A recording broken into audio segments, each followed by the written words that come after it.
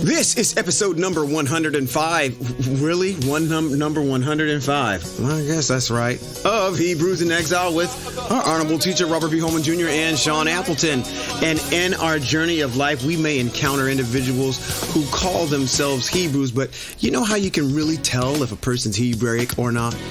By their actions, by their behavior, whether or not they're in tune and in line with the mitzvot of the Most High. So we expound upon that topic in this episode of Hebrews in Exile. You know what we do. Let's go. You're a creation.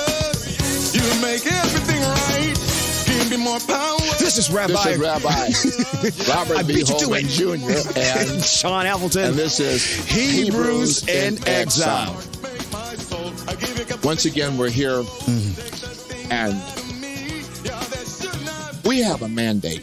Yes, at the behest of the Most High, yeah. And the mandate that we have for our listeners and those of you who are maybe listening to us for the first time, we're Hebrews.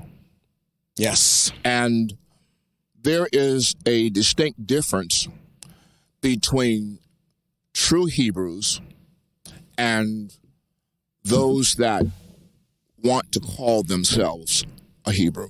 Uh-huh. You might ask, well, what's the difference? The difference is that pure Hebrews do not gravitate to anything that is outside the rules and the instructions that the Most High has given to the nation of Hebrew Israel. Right, yeah. And I want to introduce a new terminology to our listeners, because as we talk, you're going to hear this a lot from us. The whole task is to promote the name of the Most High and his rules and instructions, which are called mitzvot, or they're called Torah, or they're called his rules and his instructions, or his commandments, which when we talk about commandments, people get stuck on Exodus chapter 20. Those aren't the commandments. As I talked about in other podcasts, those are the wedding vows between the Most High and Israel. And you can tell that by the way it opens. Yeah. When he introduces by it. saying, yeah. I am Yahweh, who brought you out of the land of Mitzrayim. You shall not have any other else beside me. Very emphatic. For I am a jealous El. Now let's put that in modern day terminology. I'm the one who found you. And if we go to the book of Ezekiel, I think it is chapter 16, I saw you when you were wallowing in the dirt in the desert, and you didn't have anyone to cut your umbilical cord, and you didn't have anywhere to salt your body, and I cut you, and I salted you, and I cleaned you up, and I watched you grow into puberty, and then I took you in, and I covered you, and all of that, and you grew into a beautiful adolescent, and I covered you, and she talks about the marriage in Ezekiel chapter 16. So the difference between pure Hebrew and the people who want to call themselves Hebrew is this relationship that pure Hebrews have with the Most High. Yeah.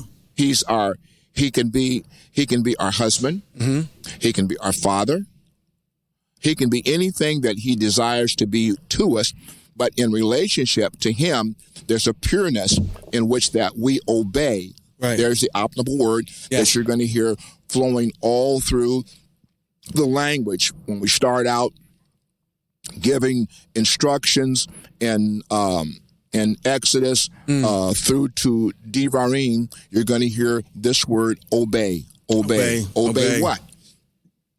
Obey my Torah, obey my laws, and obey my instruction, obey my ruling. So our position as pure Hebrews is to teach what the Most High said to teach, which is his rules and his instructions, which is what Father Moshe was given in the instructions by the Most High. He said, I was given instructions by the Most High, Devarim chapter 4, by the way, to teach you rules and instructions. Right. That's what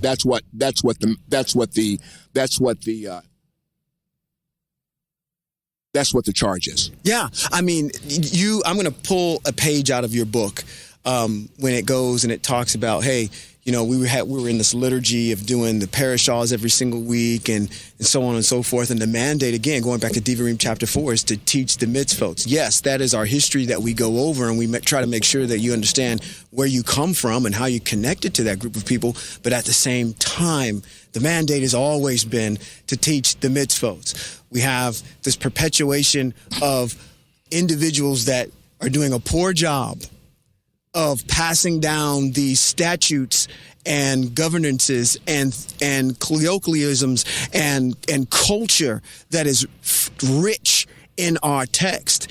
And they're not teaching that to the next generation. And they're falling way short of understanding of our connection with the Most High, which is sad.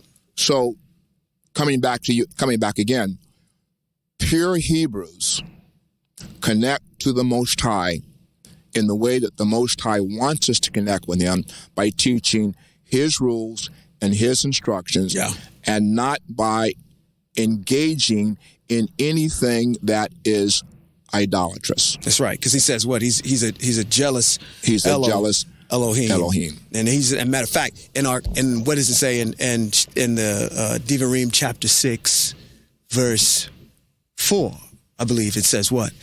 Shema Israel.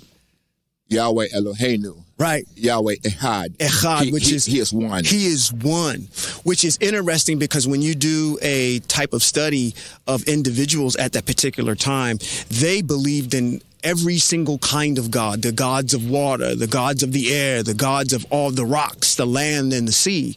And Hebrew Israel is the one that accepted this monotheistic Elohim that says, I am one. I am the only one. And because of their ability to understand and acquiesce to that, the Most High chose them to be his people. Because obviously, as you've eloquently put before in the past, the Hebrew Israel was not the first group of individuals that got offered this deal. They were in line. Right. And obviously, everybody else could not acquiesce to that one line that we keep coming back to, which is the Most High is one. No, we got to have the Most High and this other God. We have to have the Most High and this God. We have to have the Most High and Christ. No, we have to have the Most High and all these other plethoras of things. But Hebrew Israel accepted, yes, you are the only one, and we'll serve you. Yeah, that's interesting that you would say that, because I'm currently doing a study with the Friday night class in the book of Yeshayahu. Isaiah. Isaiah chapter 2 and verse 22 is very direct. It says, stop relying on man, in whose nostrils is a mere breath. After all, he doesn't count for much, does he?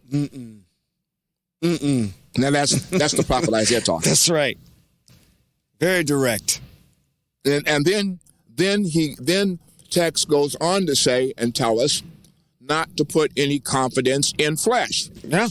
So, you have this person who is flesh and who is man, who violates both of the mandates that the Most High has made here in Isaiah and in other texts where he says, don't put any confidence in flesh.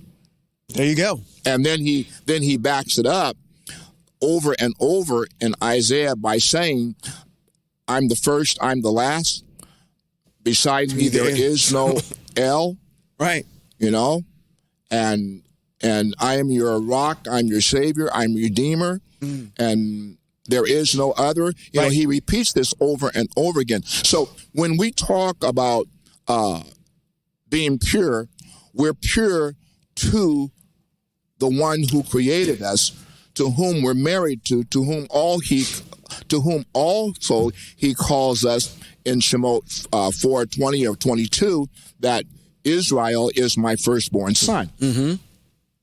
Now, I want to go back up here in Isaiah chapter 2 because I want to read something as we get ready to talk about the mitzvot today. All right. Chapter 2, and it begins in verse 2. In the Akarit Hayamim means in the last days. So we are in the last days, but we're not in the last of the last days for which this particular text is referring to. Okay. So in the Akarit Hayamim, the last days, the mountain of Yahweh's house will be established as the most important mountain. That happens to be in Jerusalem. Mm-hmm. It will be regarded more highly than the other hills, and all the nations will stream there. All the goyim, the word for nations is goyim. All the goyim will stream there. Many peoples will go and say, come, let's go up to the mountain of Yahweh, to the house of the El of Yaakov. He will teach us about his ways, and we will walk in his paths. For out of Zion will go forth the Torah and the word of Yahweh from Jerusalem. So now the issue on the table is the fact that this Torah that we talk about is important to the Most High. It is also important to Hebrew Israel. There's another text that I was trying to find. I couldn't remember where it is, where he talks about it is for this reason, because you have abandoned my Torah, that the nation of Israel is in exile. So now we wonder why it is we're in this exile and not in this opulent land that we're supposed to be in. Right. Now you're going to hear us talk about this, our nation, in a different kind of reflection and in a different kind of context that is going to draw you in to allow you to understand that you are somebody that belongs to something that is great. Yes. And that is Yahweh's exiled empire. Yes, sir. Yahweh's exiled empire. You're going to hear us talk about an empire. We are in exile, but we are an empire in exile. Yeah. Why is that so? Because even in this exile, the Most High has made promises to the fathers of what he intends to do in the Akarit Hayamim, or the end of days, or the end of days, when he redeems Israel out of this exile and brings us back to our land, where we will eternally function as the world's empire. There will not be, when that happens, listen. When that happens, there will not be in place another empire ever to even be considered to be compared to it, or will there be ever another nation or empire to even confront it? Right. That's in text. That's right. I mean, it's right there, what you just read. Yeah. Now, every empire and every nation has rules and regulations. Yeah. The empire of the Most High has rules and regulations. It's called laws, statutes. It's called mitzvot. It's called Torah.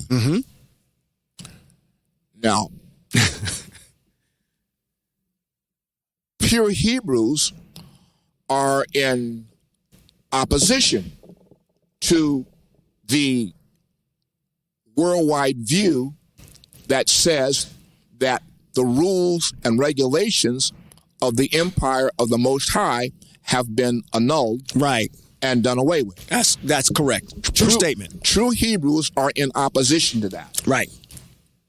True Hebrews, being in opposition to that, do not side with any group of people who call themselves Hebrew, but mix their thought with the Greek Empire. That's correct. Of which the New Testament comes from the Greek Empire. Right. I'm going to another country. And while I'm in that other country, I have to do what? I have to observe the laws of that country. But then I'm bringing my frame of reference and laws from the country that I've come from. And sometimes they don't jive or go together. Right. And they're going to say, when you violate the laws of the land upon which you are in, and they say, well, why did you X? And I said, I was operating on the laws of the country that I came from. They said, well, you're not in Kansas anymore, Dorothy. So if I'm going to be analogous to what you're saying, it's literally what I just explained, which is we have laws that govern, and we don't speak in terms of religion, because this is not a religion. This is a way of life. This is, look at it as if it was no different from you living in the country that you're in right now, wherever you may be throughout the world. You are governed by a set of laws. And those laws have been set up to either deter you in a specific way by the punishment that it incurs. And if there is a punishment that is incurred that doesn't require something very harsh, then you have to make some type of atonement for it, either by paying some type of monetary expense to exonerate you from what has been violated. Right. Think of it that way instead of this religious, spiritualized way of that we've always looked at it. The Most High has never been religious. Even from his inception of making everything in the first 6 days. Religion was not one of the things that he made. No. And as a matter of fact, he never made religion. That's right. He gave us a way of life. That's a way of life. Now, Yeshayahu, Isaiah goes on to say in chapter number 5, something that is repeated in Hosea, verse 13. He says that for such lack of knowledge, my people go into exile. Yes. I paraphrased that earlier. Here it is in chapter 5, verse 13. For such lack of knowledge, my people go into exile. Well, the book of Hosea, chapter 4, verse 6 says that my people are destroyed. My people are destroyed for want of knowledge, because you reject knowledge. I will also reject you as clothing from me, because you've forgotten the Torah of your El. I will also forget your children. Okay. Wow. The more they increase in number, the more they sinned against me. I will change their glory into shame. So now Isaiah corroborates what Hosea says about this aspect of knowledge. So now here's the deal. Here's the deal. The Most High has given us rules, regulations, statutes, precepts, and various things to guide our way as a nation. And the fact that we are in exile does not negate the fact that as a nation of people, that we should not be operating by the rules and the regulations that the Most High has given us. Correct.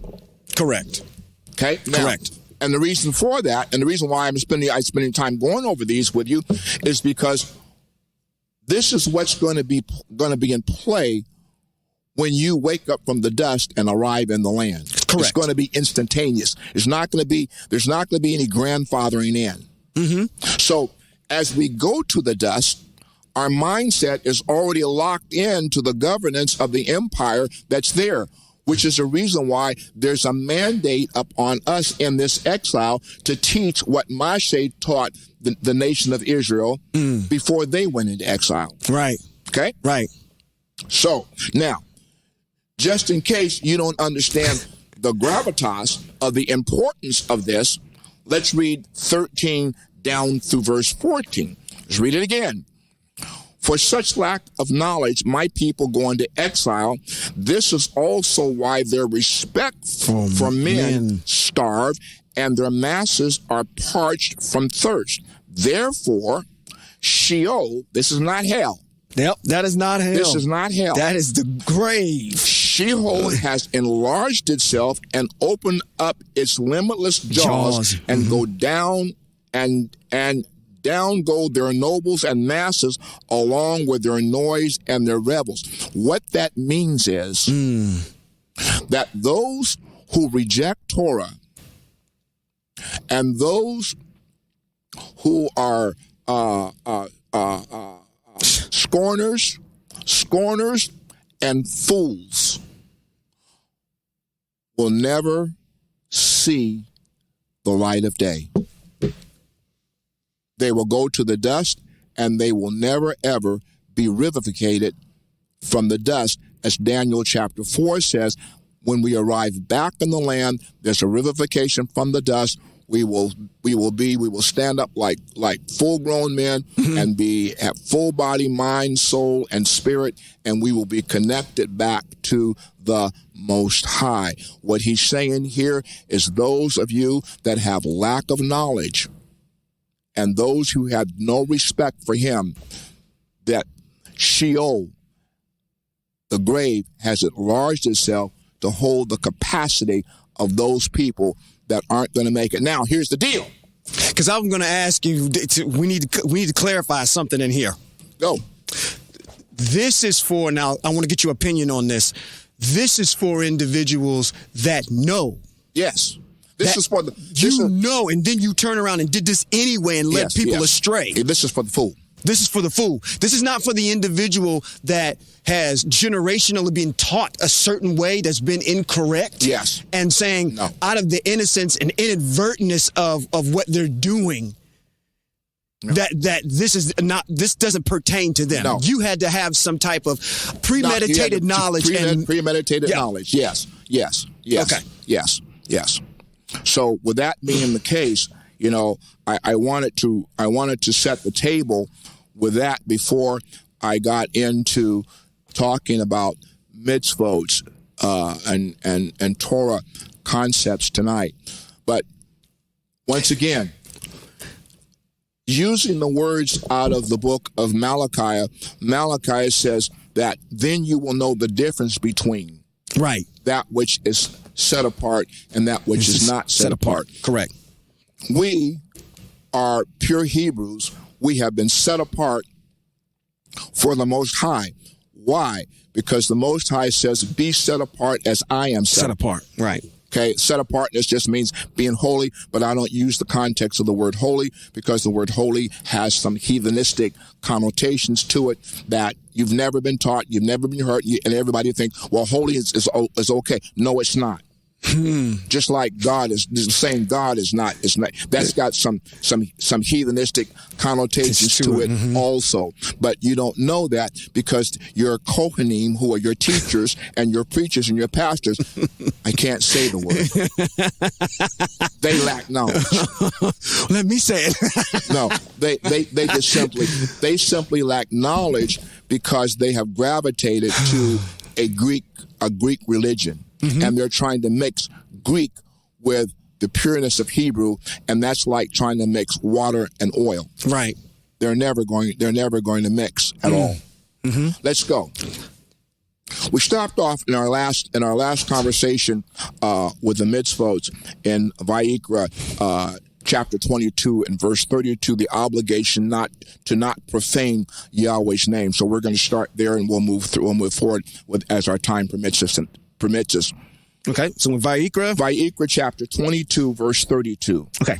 You are not to profane my set-apart name On the contrary, I am to be regarded as set apart among the people of Israel. Mm-hmm. Now, let's talk about what it means to profane his name. Yes. We were brought up with the idea that using such language as goddamn, oh, you profane his name, Right. but remember something.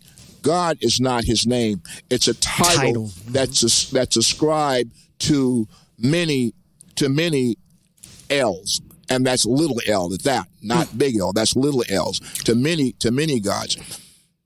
How do we profane the Most High's name? The Most High said to Israel, he said, "You have profaned my name on every high hill," meaning you have acted contrary to the way that I expect you to act, by which the nations know, because the nations hold my name in high esteem. But you, Israel, don't hold my name in high esteem. As a matter of fact, you have chosen to show disdain toward me by the way that you act and the way you conduct yourself. Right. So profaning the Most High's name is germane to action, not what comes out of your mouth. It's how you and I live our life. So when we don't live our lives according to the rules and the instructions of the Most High, when pure Hebrews or people who declare themselves to be Hebrew don't live their lives according to the rules and the instructions of the Most High amongst the nations, they are profaning his name. Correct. We don't profane his name because we live our lives correctly in the context of which the Most High desires. Vayikra 23:3 is a repetition of an earlier mitzvot. It says that we are obligated to keep the Sabbath. Work is to be done on 6 days, but the seventh day is a Shabbat of complete rest, a set-apart convocation. You are not to do any kind of work. It is a Shabbat for Yahweh, even in your homes. So, now, he tells us here that this seventh day is a complete rest, but we are supposed to convene and have a set-apart convocation. Yep. Okay? If you happen to be somewhere where you can convene with like-minded people, for a time on the Shabbat and, go through and read scripture and read his mitzvot and his commandments and remind yourself of the relationship that you have with him every seventh day, then that's what we're supposed to do. The first day of the week is not the Sabbath. No, now, it's not. I don't even want to cross that bridge. You know what? I'm going to tell you, I'm going to make a comment here. If I had to pick a couple of mitzvot that would be in my top 10, this would be probably in the top 5. And I'm going to tell you what, if not the top 3. And the reason is because this is like our gateway mitzvot. Because once you flip over and you start doing the Shabbat. Yes. Everything else starts to line up. Yeah, everything just falls into place after that. So this is one of these mitzvot that's, in my mind's eye, is a heavy one. If you can acquiesce to the Shabbat and resting on the Shabbat and in its entirety, when I say rest, I'm not talking about sleep. No. That's something different. Yes. I'm talking about putting all creation aside, putting the Most High's, you're meditating on the Most High through this particular point in time during the day. Right. Because there's... Right. We came out of that too, where we were, starting the Shabbat, the day before and the evening and all this extra stuff that Judaism introduces. Yes. So, again, I guess I'm rambling. I'm going off on a tangent here, but this one right here is heavy. Yes. Heavy mitzvah. So how do we carry? We carry it out by we have a community here, and we gather every Shabbat as a community here in our building, and we sing songs of worship, and we teach scripture. Yeah, so we do. We kind of do what we're doing now, but it's in a larger scale. We teach scripture, and when we get through doing that, we dismiss. We go home, and we're still, until the sun goes down, we're still in this modality of thought process and thinking about the matters of the day, and not getting involved in matters that are not germane to the Most High. Yeah, absolutely. Absolutely. And let me add this in here before you go into the next one. People may not know who was the first to observe the Shabbat. The first to observe the Shabbat was our greatest example, was the Most High Yahweh himself. Yes. In Bereshit chapter 2. That's right. He observed it and said, hey, listen, if I can do it, and I'm set apart, guess what y'all gonna do? Yeah, because he tells us to be like him. That's right. In Vayikra 23, verses 4 through 7, the obligation to rest on the first day of Pesach, which is Passover. These are the designated times of Yahweh, the holy convocations you are to proclaim at their designated times. In the first month, on the 14th day of the month, between sundown and complete darkness, comes Pesach for Yahweh. On the first day, you are to have a holy convocation. Do not do any kind of ordinary work. Now, in order to understand this particular mitzvah, we have to go back to Exodus, I think it is chapter 12, where he gives us the instructions to Israel of when the first of the month is. Yeah. So we have to go back. We have to go back there and understand when the first of the month is, which is the month of Aviv. Let's go there for a minute. Can we go there for a minute? Yeah. Let's go back to. And while we're going there, I'm gonna reflect a little bit to Exodus chapter. What did I say? 12. 12, I think you said. Exodus 12. You see, when you read that, did you see even the Most High as being consistent? The Most High, there's a characteristic that I want to point out about the Most High right here. Hopefully our listeners will be able to acquiesce to this. As you continue to study the Most High, you will learn about some characteristic traits that he has. And one of them is being very specific. Yes. Yes. He's being very specific on the first month. So he tells day, us, so he tells us that in Vayikra, but you have to go back to Exodus 12 to know when that is. So he says in Exodus 12:1, Yahweh spoke to Moshe and Aharon in the land of Mitzrayim. He said, you are to begin your calendar with this month. It will be the first month of the year for you. Mm-hmm. Now, let me see here.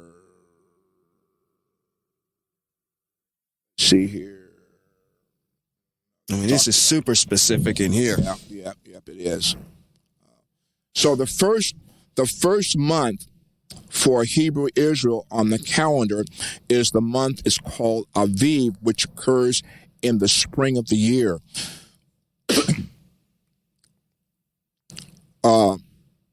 This happens around the middle of March. Correct. Yeah. Around the middle of March is when the Hebrew calendar, in which the month Aviv begins. And then from that point on, we count these 14 days that he's given us here in the mitzvah, where we come to this point of honoring the Passover, Pesach, which is Passover. Right. Passover is an event that takes place in your home. Mm-hmm. With your family, and it happens at dusk. It begins at dusk. So what we do, and before we had understanding, we were following the ways of the Ashkenazis, right. And to prove that they're wrong, they're completely out of text by having this thing that's called the Seder, mm-hmm. And they hold the Seder on this day, mm-hmm. And they have a convocation a big convocation and a big thing that goes on, and they read through this thing that's called a Haggadah. Mm-hmm. But that's not what the Most High ordered us to do. Correct. He ordered us to hold this at sundown on the first day of the week. And you'll notice here, it says on the first day of the week, you are to have a holy convocation and do not do any kind of ordinary work. Uh-huh. So the convocation is held on the following day. On the following day, which is the 15th day of the month, which starts the Feast of Matzah. Yep. And that is a 7-day feast.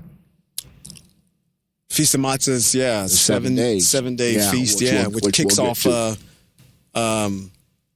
counting of the Omer. When we wave the Omer, and then you count your 7 weeks until you get to the next one, which is Shavuot. Which I'll make actually, nerdy little thing, sidebar. This is, when we talk about Pesach is the only Moedim or festival that we observe that starts at dusk. Yeah. The rest of them start in the daytime. There's a whole nother teaching about Hebrew days, evenings and mornings and nights. Right. So that's that. Then on Vayikra chapter 23, verse 6, it's the obligation to eat matzah for 7 days and have a holy convocation. Do not do any ordinary work. On the 15th day of the same month is the festival of matzah. For 7 days you are to eat matzah, and on the first day you are to have a holy convocation. Do not do any kind of ordinary work. Bring an offering made by fire to Yahweh for 7 days, and on the 7th day is a holy convocation. Do not do any kind of ordinary work. So now, after Pesach in our homes, Passover in our homes, and now here's something else that I need to go back to. I need to go back because you're going to get confused in what's going on here. He says, on the first day you are to have a holy convocation. Do not have any kind of ordinary work. In the land of Israel, when the feast of Pesach came around, all of the patrons of Israel would go into Jerusalem, and on this 14th day, they would all slaughter their lambs, and they would share their lamb with, different family, if they had one for a family or whatever the case may be. And all through that evening, they had to then consume all the lamb, and or if they didn't, it had to be completely burned up. It could not be eaten in the second day. Correct. So that's the reason why this convocation is written in the text, because that's something that they did in Jerusalem as a family. Now we get back to the seventh day. The day after Pesach, first of all, the day before sundown on the day of Pesach, we have a responsibility to, by mitzvot, to get rid of all of the leaven that's in the house. Yes. To remove all the leaven that's in the house. Correct. Going into before sundown on the day of Passover. Then, from that point on, according to this mitzvot here, we eat matzah that hasn't got any leaven in it, or I don't want to call it bread, but we eat. It's matzah. It's matzah. It's a bread. What's a bread? It's a cracker. That's matzah. Yeah. Well, but you can also eat. You can eat saltines, or you can eat things that don't have leaven in them. Yeah. Okay. Like tortillas. Okay. And that's for 7 days. So we meet on the first day. We have a congregation. So on the first day of the Feast of Matzah, we have a convocation. We meet. We'll sing some songs of worship, and there's no liturgy for this. Mm-hmm. So we'll do some things that are just remain to fellowshipping and maybe having testimonies or whatever. And then we'll have a big congregational feast. Everybody brings potluck, and we have a big feast. Yeah.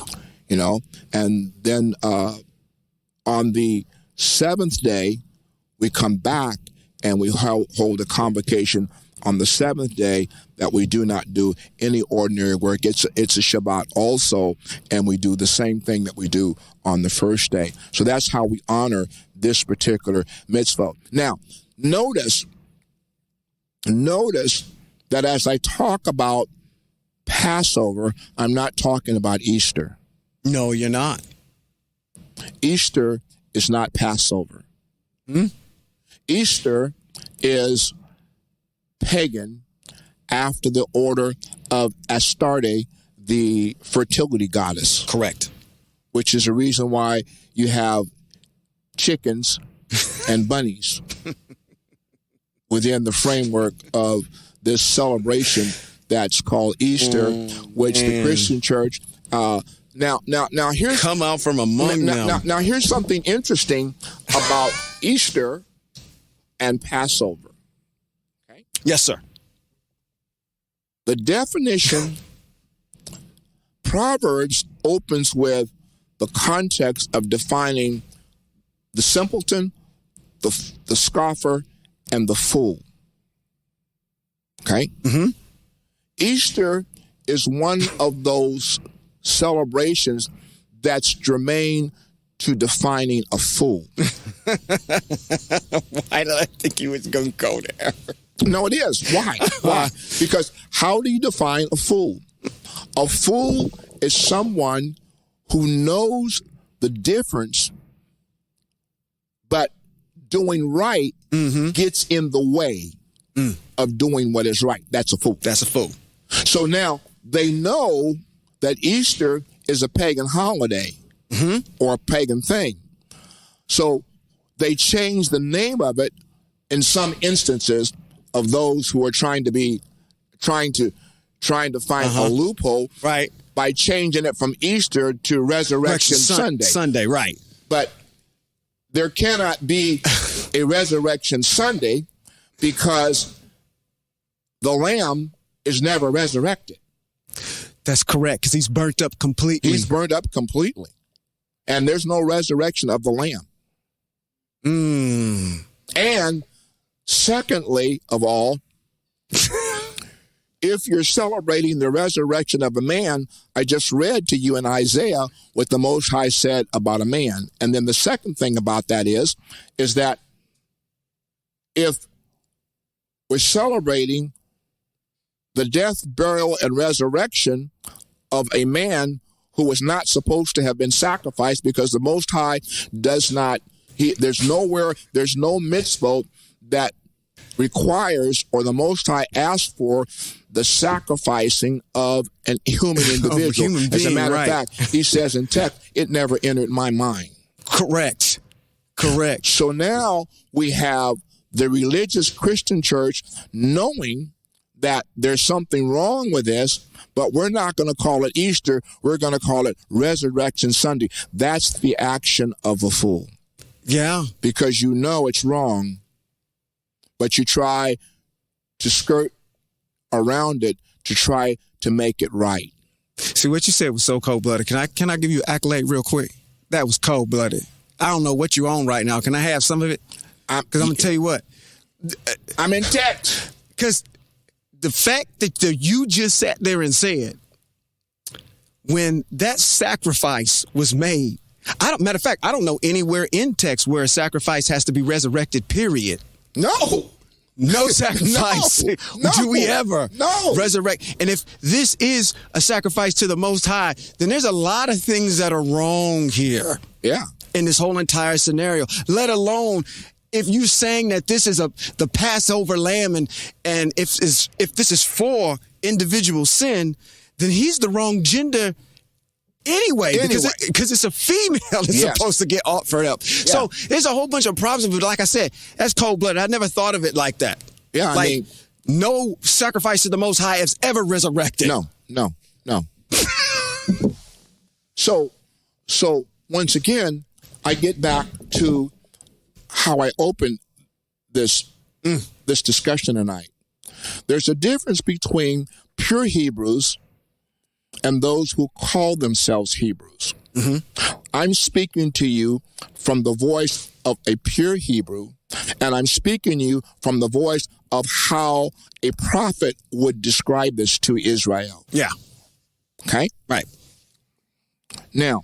All right, where are we going? Vayikra chapter number 23, verse 8. The obligation to bring an offering and refrain from ordinary rate. Bring an offering made by fire to Yahweh for 7 days during this Feast of Matzah. So how do we do that?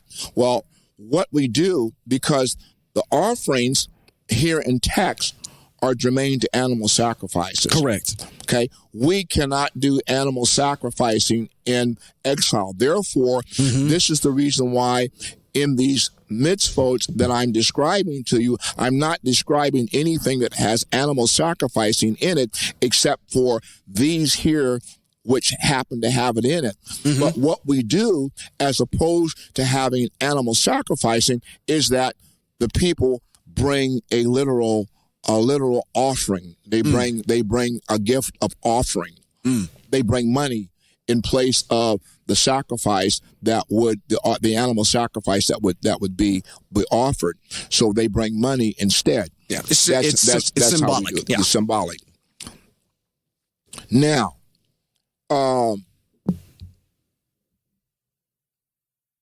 in Vayikra chapter 23 and verse 14, it talks about you are not to eat bread, dried grain, or fresh grain until the day you bring the offering for Elohim. This is a permanent regulation through all your generations, no matter where you live.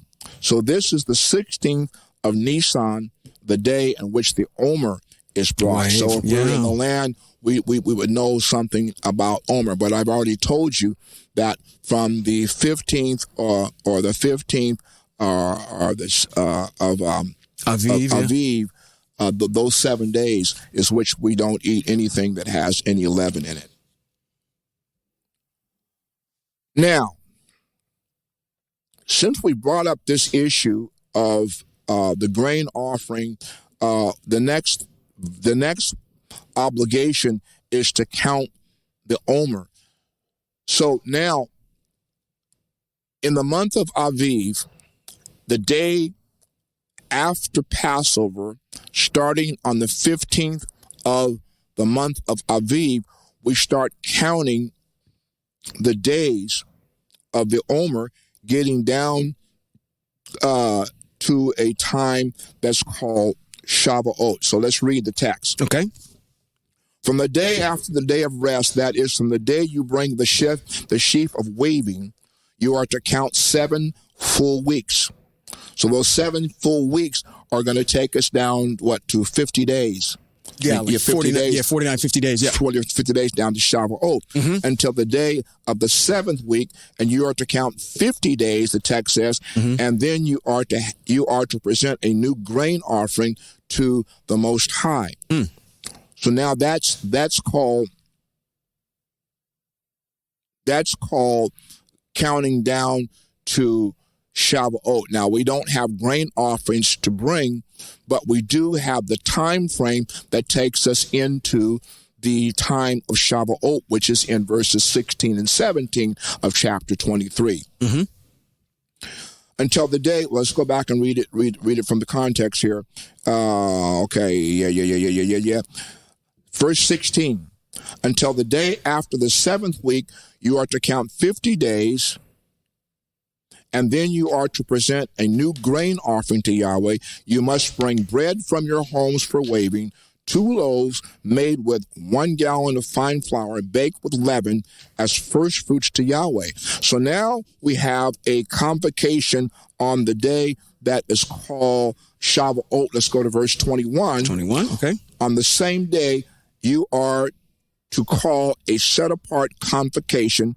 Do not do any kind of ordinary work. This is a permanent regulation throughout all your generations, no matter where you live. So now, Shavuot, the day of Shavuot, is a time in which that we have a holy convocation, and this is when we come out of the time of eating matzah back to eating bread that has leaven in it.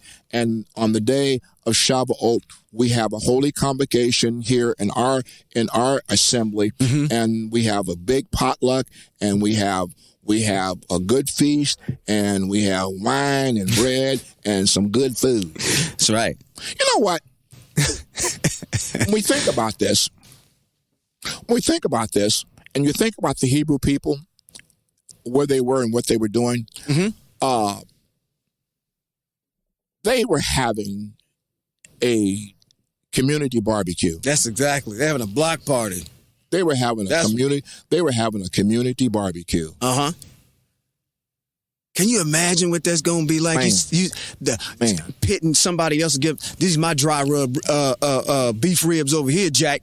You need to get some of this. Now remember, Shavuot is not Pentecost, as is written over in the Greek text. When the day of Pentecost comes, no, we're not talking about Pentecost. We're talking about Shavuot. We're talking about a time that reflects on a myriad of things. And the other factor is, if we go back to the beginning of chapter 23 of Leviticus, in there is the word sakar, which means remember. So all of these moedim that we're talking about here are germane to remembering something, remembering our ancestors' time in Mitzrayim, in Egypt, remembering how the Most High brought us out with a strong arm, remembering all of these things. All of these moedim are germane to that. So we have this time that is called the festival of Shavuot. From Shavuot, we move into verse 24 of 23, which is the day of rest for the Feast of Trumpets, or what is also called Rosh Hashanah, or the head of the year. But Rosh Hashanah and the time that it occurs, which is usually in the month of September, which is the 7th month, is not the head of the year for Israel. Nope. It's the head. It could be the head of the year for the agricultural season, but it's not the head of the year for Hebrew Israel, because we just read about that. Correct. In Exodus chapter 12. Right. So here he says, Yahweh said to Moshe, tell the people of Israel, in the 7th month, the first of the month is to be for you a day of complete rest for remembering, a set-apart convocation announced with blast on the shofar. So now, when this particular time comes around, and how do we get to the 7th month? You can get to the 7th month by beginning in the month of Aviv and counting forward, and you'll actually wind up in the month of September. That's right. Which is the month of Tishri, which is the Babylonian month Tishri. Right. Right. So we have this holy convocation where we gather once again. We have a holy convocation here in our assembly. We gather and we blow the shofar, and we have a grand feast again on this particular day. The next one that comes is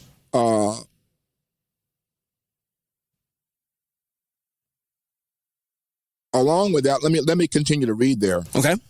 Out of 23 on this Feast of Trumpets, Yahweh said to Moshe, tell the people of Israel, in the 7th month, the first month is to be a day of complete rest, remembering, set apart, the holy convocation, do not any kind of ordinary work, and bring an offering made of fire. Once again, that's a time in which the people bring an offering of money to represent this offering that would be consumed on the fire. They bring money instead, because we're not doing animal sacrificing in this exile. Mm-hmm.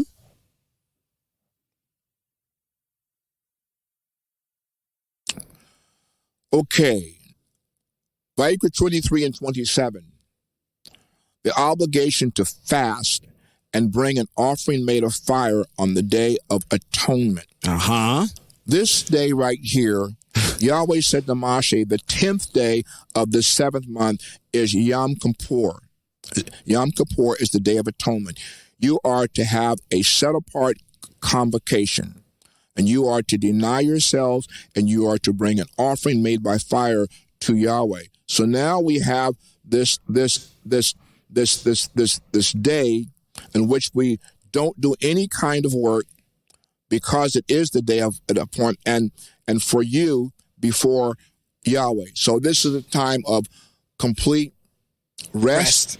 And a time of fasting, denying ourselves. Correct. There's a lot that we can say about this particular day. Yeah. But for the sake of that's a podcast in itself. I think we should, since we're here at this one. I think that we should. We're going to complete. We're going to complete these Moedim here, because after this we've got the Sukkot. But this one right here is important out of the 3 that happened in the 7th month. Sure. And the floor is yours. Why is this one particular one? Because you important? You have the greatest amount of knowledge concerning this idea of why the Most High would command us to fast and deny ourselves on this particular day. Well, this day not only is shrouded by this idea of being clean, that we are supposed to, by denying ourselves and fasting, and then also understanding that we are to reflect on our lives, our behavior during the course of the year, and turn away from inadvertent sin and things that we may be doing that are germane, that might be outside of the confines of the mitzvot, for self-improvement. One of the things that's asked for us to do leading into this is fasting. And fasting is one of the ways that the Most High naturally, for the sake of time, allows the body to rest. So not only are you mentally resting, because the Most High is giving you this cognitive ability to understand what's going on, but then fasting because your organs and your system is resting as well. When you fast, the Most High allows your body to attack all of the old and dead cells that are within the body. That's what one of the benefits of actually what fasting does is, if you do it long enough, the body will internally eat itself and clean itself out. So you look at it from the standpoint to say, if while I'm fasting that whole entire day, not only is the Most High allowing my mind to be reformulated, but he's allowing my body at a cellular level to be cleansed. So it is a day of complete cleansing. And again, this is why this idea of fasting is there, because it's not only exterior, but it's interior as well. Yeah, so it has, fasting does a lot of things for us. And, it's time to deny yourselves. You are to rest on your Sabbath from evening, the 9th day of the month, until the following evening. So it's a 24-hour fast, no water, no food, nothing. You're allowing your body to rejuvenate itself. Mm-hmm. Vayikra chapter 23, verse 33 to 35 is the obligation to rest on the first day of Sukkot and not to do any ordinary work. So now this is the festival of what is called the Feast of Tabernacles, or Sukkot. Yahweh said to Moses, tell the people of Israel, on the 15th day of the 7th month is the Feast of Sukkot for 7 days to Yahweh. On the first day, there is to be a set-apart convocation. Do not do any kind of ordinary work. Right. For 7 days, you are to bring an offering made by fire. Once again, in light of that, we bring money. Money up. Instead, on the 8th day, you are to have a set-apart convocation and bring an offering made by fire to Yahweh. It is a day of public assembly. Do not do any kind of work. So now, during this time of Sukkot, our Feast of Tabernacles, where it is convenient, we live in an exile where we are surrounded by a blacktop jungle and a lot of cement. So we're not out in the wilderness. And so this idea of having a sukkah and living outside in a tent can be burdensome and can almost be non-existent in some instances. Where we can and where we're able to, and those who so desire, usually put up a tent in their backyard, and they'll sleep in and live in their tents in their backyards during this particular time. There is a distinct difference with the mitzvot in exile and the mitzvot in the land. There is a distinct difference in being able to facilitate this particular mitzvot properly. As you well know, in the Middle East and in the continent, or in Mitzrayim, and in the place where Jerusalem was, and that is now desolate, that part of the country is in a very warm climate during this time of the year. It's not cold like it is in our westernized United States during this time of year. Y'all be freezing out there. Right. So the Most High established this mitzvot and these moedim to fall into sequences and times of year in which that they could both best be accommodated by Hebrew Israel. Now remember something. I'm going to tell you something. Remember something, okay? The mitzvot that I share this with you because we're dealing with the idea of doing things that we can do. This is something you can do if you so desire to do so. But it's one of those mitzvot that falls under the umbrella of which the majority of mitzvot fall under is that this element of grace. Grace says, I'm giving you some mitzvot and they're not being done away with. They're all in play. But I know that in this exile, there are some that you're going to have a difficulty being able to do. Therefore, I'm extending to you grace. But where we can, we should. This is not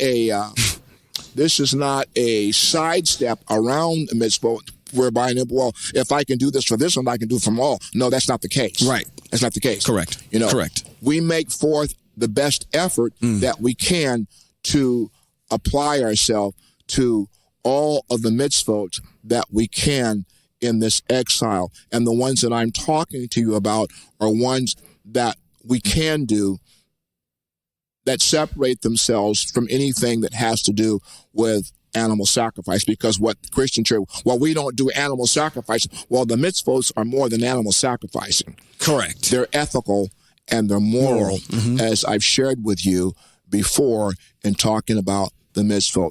This is what separates pure Hebrews from so-called people who call themselves Hebrews.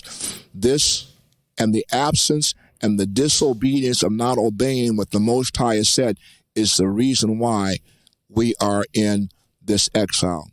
Well, this has been Rabbi Robert B. Holman Jr. and Sean Appleton. And this has been Hebrews in Exile. Shalom.